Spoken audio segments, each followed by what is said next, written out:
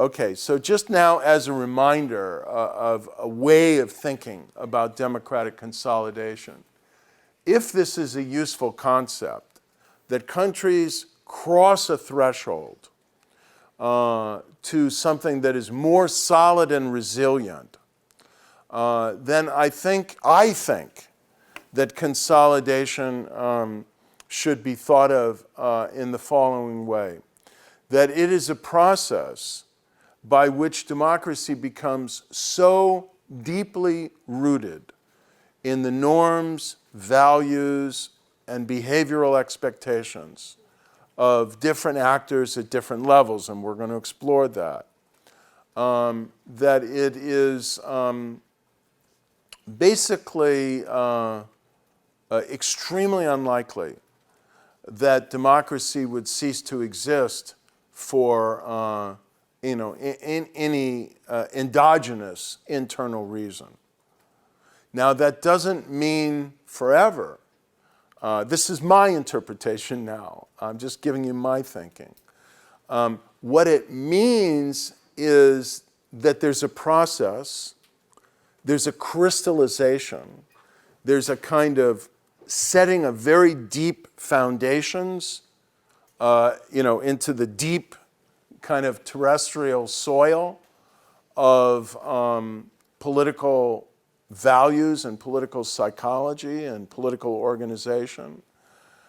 And for democracy to fail, it couldn't happen suddenly by some sudden event. There's an economic crisis and the next day a dictator emerges. There would have to be, if this concept is useful, a reverse process of deconsolidation, where over a period of time there is social change, over a period of time there is cultural change, and that consensus in society organizationally and psychologically unravels. That's the way I think about this. And so to think about it in the forward process of achieving democratic consolidation, you cross a threshold where most significant leaders of opinion, culture, business, not just politics, but certainly all the major leaders of government and political parties believe in the legitimacy of democracy, okay? That's at the level of the elite and their norms. Then looking at the level of the elite and their behavior, well, you don't want to just watch what they say, you want to watch what they do as well. And watching what they do means watching to see if they respect each other's right to compete for power. If they reject, this is so important, you're going to see a heavy emphasis on this in Juan Lintz's book about the breakdown of democracies. If they reject any form of violence as an alternative way of doing politics, and if they really remain highly faithful to the laws and the Constitution and mutually accepted norms of political conduct. Now, as I'm laying out this model, which I think you've already discussed in section and read about, you should be asking yourselves, okay, if these are the conceptual indicators of democratic consolidation, how can we think in reverse about signs of, unraveling, signs of deconsolidation? So give me one or two examples of, what you might see in a political system that would raise a red flag and lead you to be concerned that if there was consolidation, if it is useful as a concept, maybe we're entering a period of deconsolidation. Delegitimizing political parties. Delegitimizing political parties. Okay. So in the rhetoric that's used by either politicians on the other side or by like talk heads on TV shows and things like that, just delegitimizing anybody's right to power, essentially. Okay.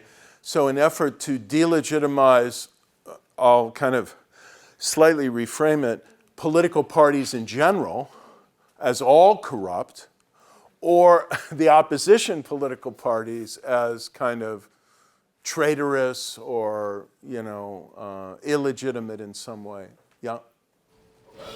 Sort of like a cavalier attitude to like things like the rule of law and Okay. Number 2, cavalier attitude to the rule of law. So contempt for the judiciary, willingness to kind of skirt the formal laws and constitutional norms. Anything else? Go ahead. When the party in power kind of just like abuses its power and I guess kind of games the system in a way. Okay, what do you mean by gaming the system? I guess if it's done to such an extent that maybe it's really hard for the other party to kind of get power again. So Okay, so rigging the system, let me use that word, to create an unlevel playing field.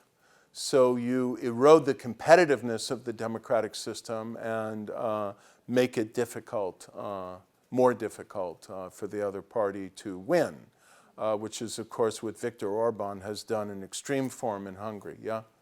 Anything else? Delegitimizing the press. The press. Okay. So treating the press as maybe fake news or illegitimate in some way, or questioning their right to investigate and report in autonomous fashion. Rejection of mutually accepted norms and political conduct. Okay, give me an example of a mutually accepted norm. So, one example I can think of in terms of US politics, even though I'm not an expert on it, is like if presidents are expected to release their tax returns.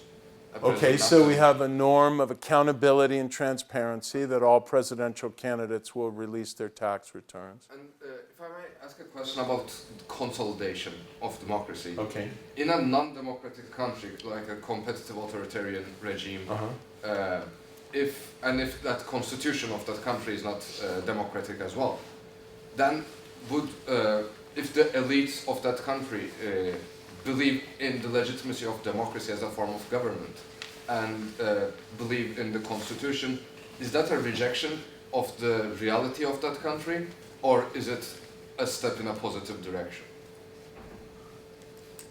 Is what a rejection? The elite belief in democracy? Belief that the constitution should, the rule of law should be established in that country when the laws and constitution is undemocratic itself. Oh, well, that is a very complicated issue. I think a genuine democratic rule of law requires democratic rules, right? So if you have, this is again the way I prefer to frame it conceptually. If you have a body of laws and constitutional rules that are not fair, that empower the ruler, that contradict natural law, I'd say in some ways, and certainly principles of transparency and accountability, and that kind of thwart genuine horizontal and vertical accountability, I'd say that's not rule of law, that's rule by law.